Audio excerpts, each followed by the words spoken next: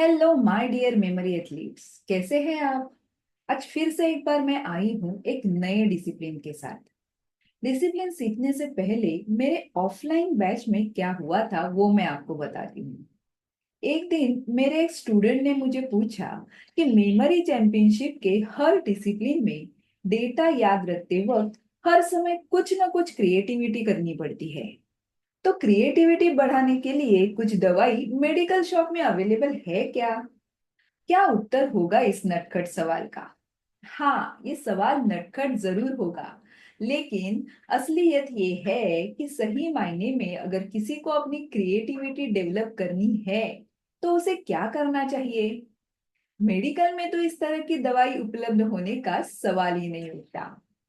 लेकिन memory championship के 10 discipline में से आज हम समझने जा रहे एब्स्ट्रैक्ट इमेजेस, इस डिसिप्लिन की भरपूर प्रैक्टिस आपकी क्रिएटिविटी जरूर बढ़ाएगी। यह डिसिप्लिन निश्चित रूप से आपके ब्रेन को उत्तेजित करके आपकी रचनात्मकता, आपकी क्रिएटिविटी को विकसित करने में मदद करेगा। तो फिर आइए एब्स्ट्रैक्ट इमेजेस इस डिसिप्लिन को विस्तार में समझते हैं। So first thing first, let's understand the meaning. Abstract इस शब्द का अर्थ जानने के लिए अगर आपने गूगल किया तो आपको non pictorial, non realistic, not having physical existence, इस प्रकार के कुछ मीनिंग्स मिलेंगे। या फिर abstract images are those images that uses shapes, lines and colors in a way that does not try to represent the appearance of people or thing। ऐसी definition मिलेगी। इस डेफिनेशन का मतलब एब्स्ट्रैक्ट इमेजेस ऐसी तस्वीरें हैं जिनको देखने के बाद पहली नजर में आपको उनका कुछ भी अर्थ समझ में नहीं आता है। और इस डिसिप्लिन को ये नाम देने का कारण आपको इस डिसिप्लिन का मेमोराइजेशन पेपर देखने के बाद ही पता चलेगा। ये ऐसा होगा एब्स्ट्रैक्ट इमेजेस का मेमोराइजेशन पेपर। तो फिर क्या लग रहा है आपको ये मेमोराइजेशन पेपर देखकर? आश्चर्य, डर या टेंशन? ऐसा कुछ भी महसूस करने की जरूरत नहीं है। यहाँ भले ही पहली नजर में आपको ये तस्वीरें अजीब लग रही है, भयानक लग रही है, लेकिन इन तस्वीरों को बेहतर मीनिंग देकर उन्हें उसी क्रम से कैसे याद रखना है वो मैं आपको बहुत ही सरल तरीके से सिखाने वाली हूँ। तो फिर चिंता किस बात की? चलिए शुरुआत करते हैं। शुरुआत हम एब्स्ट्रैक्ट इमेजेस का उद्देश्य जानकर करने वाले हैं। What is the aim? The aim is to commit to memory and recall the sequence of abstract images in as many rows as possible। अर्थात एब्स्ट्रैक्ट इमेजेस की ज्यादा से ज्यादा रोज को याद रखकर प्रत्येक रो को उसी क्रम से बखूबी रिकॉल करना, यही एब्स्ट्रैक्ट इमेजेस इस डिसिप्लिन का उद्देश्य है। और अगर आपको याद हो तो मैंने आपको पहले ही वीडियो में बताया था कि हर डिसिप्लिन समयबद्ध होगा, यानी हर खेल खेलने के लिए एक खास अवधि तय होता है। तो चलो एब्स्ट्रैक्ट इमेजेस को मेमोराइज और रिकॉल करने के लिए दिए जाने वाले समय की जानकारी लेते हैं। ये game national level, international level या वर्ल्ड मेमोरी चैंपियनशिप में कहीं भी खेला गया तो भी इसका मेमोराइजेशन टाइम 15 मिनट्स ही रहने वाला है। At the same time recall time होने वाला है 30 मिनट्स। जैसा कि पहले वीडियो में मैंने बताया था, रिकॉल टाइम मेमोराइजेशन टाइम से हमेशा अधिक होता है। इसलिए बनाए हुए कनेक्शंस आराम से सोचकर ऑब्जेक्ट्स डिकोड करके लिखने के लिए हमें काफी समय मिलता है। चलिए अब जानकारी लेते हैं एब्स्ट्रैक्ट इमेजेस के मेमोराइजेशन पेपर की। सबसे पहले समझते हैं कि मेमोराइजेशन के संपूर्ण पेपर में आपको टोटल कितनी एब्स्ट्रैक्ट इमेजेस याद रखने के लिए दी जाएंगी। The number of images presented equals the current world record plus 20%। मतलब हाल ही में जो चैंपियनशिप हुई होगी उसमें जो वर्ल्ड रिकॉर्ड स्थापित किया गया होगा उन इमेजेस से 20% अधिक इमेजेस आपको अपने मेमोराइजेशन पेपर में मिलेंगी।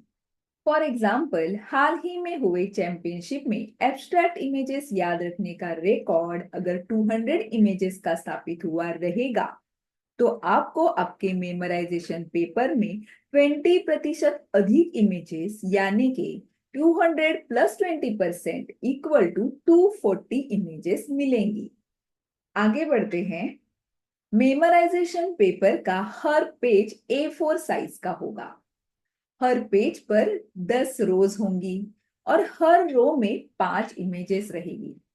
पांचों इमेजेस 1 से 5 यानी कि 1 2 3 4 5 इस क्रम से ही दी रहेंगी। प्रत्येक रो स्वतंत्र है, मतलब एक रो का दूसरे रो से कोई लेना देना नहीं होगा। इसका यह अर्थ है कि याद रखते वक्त भी प्रत्येक रो को अलग से ध्यान में लेना है।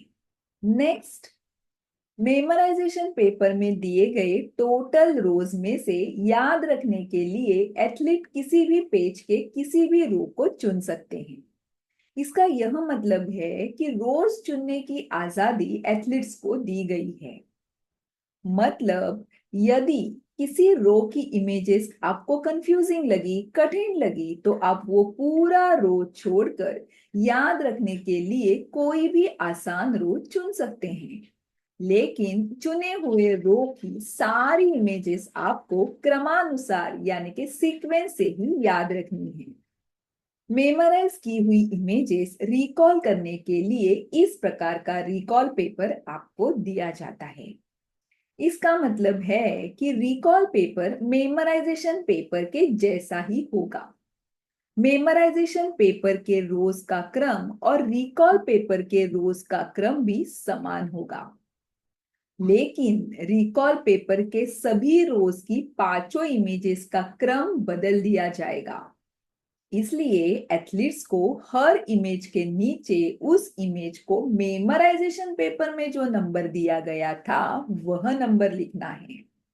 थोड़ा जूम करके देखते हैं। फॉर एग्जाम्पल, यहाँ पे मैंने 5 रोज आपको दिखाई है। सबसे पहले रो की पहली इमेज जो है वो एक्चुअली मेमोराइजेशन पेपर में 3 नंबर पे थी। इसके लिए उसके नीचे 3 नंबर लिखा गया है। दूसरी इमेज मेमोराइजेशन पेपर में 1 नंबर पे थी। इसके लिए सीक्वेंस इस वर्ड के बाजू में 1 नंबर लिखा गया है। तीसरी इमेज मेमोराइजेशन पेपर में 5 नंबर की थी। इसके लिए तीसरे इमेज के नीचे 5 नंबर लिखा गया है। इस तरह से आपको रिकॉल पेपर में हर इमेज के नीचे उस इमेज का मेमोराइजेशन पेपर में जो नंबर है वो इस सीक्वेंस वर्ड के बाजू में लिखना है। रिकॉल पेपर खत्म होते ही रिकॉल पेपर कलेक्ट किया जाता है और आपको मार्क्स दिए जाते हैं। तो फिर मार्क्स कैसे और कितने दिए जाते हैं वो अब हम देखते हैं। 5 points are awarded for every correct row, अर्थात प्रत्येक सही रो के लिए 5 अंक दिए जाते हैं। फॉर एग्जाम्पल, ये पहले रो के पांचों इमेजेस के नंबर सही लिखे गए हैं, इसके लिए इस रो के लिए 5 मार्क्स दिए गए हैं। If there are any omission or errors within an attempted row, 1 point is deducted from the overall score. गलत रो के लिए प्राप्त कुल अंकों में से 1 अंक काटा जाएगा। यानी कि अगर किसी रो में किसी इमेज का नंबर गलत है तो कुल अंकों में से 1 अंक काटा जाएगा। या फिर यदि किसी इमेज के नीचे नंबर ही नहीं लिखा होगा तो भी कुल अंकों में से 1 अंक काट लिया जाएगा। फॉर एग्जाम्पल, पहले रो की सभी इमेजेस का नंबर सही लिखा गया है, इसीलिए पहले रो को 5 मार्क्स दिए गए हैं। लेकिन अगर आप देखते हैं तो दूसरे रो में चौथी इमेज का नंबर लिखा ही नहीं है। अगर आपने नहीं लिखा है तो blank is considered as a mistake. इसके लिए इस रो के लिए 1 मार्क्स काटा जाएगा, मतलब यहाँ पे निगेटिव मार्किंग है। सो दूसरे रो के लिए -1 मिलेगा। अगर आप तीसरे रो में देखेंगे तो तीसरे रो की पहले इमेज का सीक्वेंस और तीसरे इमेज का सीक्वेंस नंबर गलत लिखा गया है, इसलिए इस रो के लिए भी आपको -1 दिया जाएगा। और जो फोर्थ वाली रो है, इसके सारे सीक्वेंस सही लिखे गए हैं, इसके लिए इस रो के लिए आपको 5 मार्क्स दिए जाएंगे। इसका यही मतलब है कि हर रो के सारे सीक्वेंस नंबर अगर सही है तो 5 मार्क मिलते हैं, अगर कुछ भी सीक्वेंस नंबर नहीं लिखा है, ब्लैंक लिखा है, तो भी 1 मार्क कटेगा, या फिर कोई गलती की है तो भी 1 मार्क कटने वाला है। नेक्स्ट रूल देखते हैं। There is no penalty for any missing row, अर्थात पूरी तरह से खाली रखे गए रो के अंक नहीं काटे जाएंगे। यहाँ पे लेफ्ट में जो रिकॉल पेपर है, इसको आप देखिए। यहाँ पे पहले रो को 5 मार्क मिले हैं क्योंकि सारे सीक्वेंस नंबर सही है। दूसरे रो के लिए भी 5 मार्क मिले हैं क्योंकि सारे सीक्वेंस नंबर सही लिखे गए हैं। तीसरे रो में फर्स्ट इमेज का और थर्ड इमेज का नंबर रॉन्ग लिखा गया है, इसके लिए 1 मार्क काटा गया है। लेकिन फोर्थ रो में सीक्वेंस लिखा ही नहीं है, मतलब पूरा फोर्थ रो अटेंड ही नहीं किया है, तो इसके लिए कोई भी मार्क नहीं कटेगा। यहाँ पे कोई मार्क मिलेगा भी नहीं और निगेटिव मार्किंग भी नहीं जाएगा। ओके, तो fourth row no marking, fifth row भी पूरा ब्लैंक रखा गया है, तो फिफ्थ रो के लिए भी कोई मार्क नहीं कटेगा। सिक्स्थ रो में आप देखेंगे तो 2 मिस्टेक है, इसके लिए -1। सेवेंथ रो फिर से एक बार ब्लैंक रखा है, खाली रखा है, तो no marks and also no negative marking. आठवें रो के लिए सारे सीक्वेंस नंबर बराबर लिखे हैं, इसके लिए 5 मार्क। नौवा रो फिर से एक बार ब्लैंक रखा है, तो नो निगेटिव मार्किंग। और 10th रो के सारे इमेजेस के नंबर सही है, इसके लिए 5 मार्क दिए गए हैं। तो इसका मतलब ये है कि अगर कोई कंफ्यूजन है, डाउट है, तो पूरा रो ही आपको खाली छोड़ देना है ताकि आपको निगेटिव मार्किंग ना मिले। तो नेक्स्ट रूल देखते हैं। If the final score is negative, it is rounded up to 0। मतलब यदि अंतिम स्कोर निगेटिव आ रहा है तो उसे पूर्णांकित किया जाएगा और 0 मार्क दिया जाएगा। जैसे कि आप जानते हैं कि गलत लिखे गए रो के लिए 1 मार्क काटा जाता है, इसलिए यदि गलत लिखी गई रोज सही लिखे गए रोज से अधिक है तो अंतिम स्कोर नकारात्मक हो सकता है। ऐसे मामले में यदि अंतिम स्कोर निगेटिव आ रहा है तो उसे पूर्णांकित किया जाएगा और 0 मार्क दिया जाएगा। तो यह था एब्स्ट्रैक्ट इमेजेस का मार्किंग क्राइटेरिया।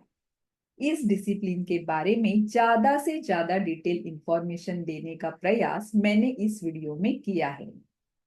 वीडियो 1-2 बार देखकर सारे रूल्स ठीक से समझ लीजिए, और फिर भी कोई शंका है, डाउट है, कंफ्यूजन है तो कमेंट बॉक्स में लिखिए। आपको आपके प्रश्न का उत्तर जरूर दिया जाएगा। ओके देन, आज के इस वीडियो में हम यही रुकते हैं।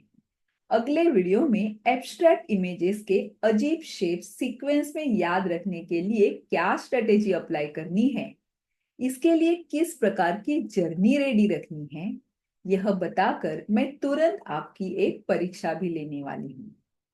और चैंपियनशिप में समय का नियोजन कैसे करना है, ऐसे कुछ महत्वपूर्ण सुझाव भी देने वाली। तो जाते जाते कमेंट बॉक्स में लिखिए कि आज का वीडियो आपको कैसा लगा, और लाइक का बटन भी जरूर हिट कर दीजिए ताकि मेमोरी चैंपियनशिप के बारे में ऐसी ही डिटेल इंफॉर्मेशन आप तक पहुंचाने के लिए मुझे थोड़ा इंस्पिरेशन मिले। Thank you. और अगला वीडियो रिलीज होने पर तुरंत आप तक पहुंचने के लिए चैनल को सब्सक्राइब करके बेल आइकन पर भी क्लिक कर दीजिए। और हाँ, इस वीडियो को अपने उन दोस्तों के साथ अवश्य शेयर कीजिए जो आप ही की तरह मेमोरी की दुनिया में कुछ अद्भुत करना चाहते हैं। तो जल्द ही मिलते हैं अगले वीडियो में, क्योंकि आप है मेमोरी एथलीट और आप बनना चाहते हैं मेमोरी चैंपियन। Thank you.